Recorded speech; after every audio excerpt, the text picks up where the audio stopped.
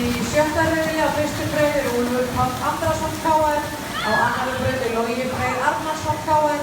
á þriðju braut er Guðmundur Kristinn Húnfjörn Breiðablik, á fjórðu braut er Kristoffer Árni Andersen Breiðablik, á fimmtu braut er Björn Axel Arnarsson Breiðablik og sjöttu braut er Arnarsson Markvík Breiðablik.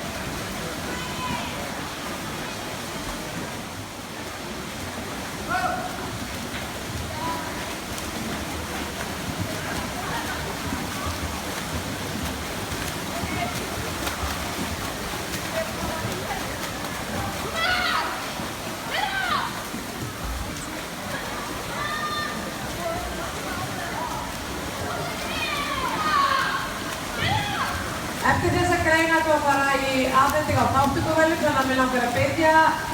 10 ára og yngri krakana að koma á bakkann hérna við töfluna og þar ætlum við að afhenda þátttökuverðlaun.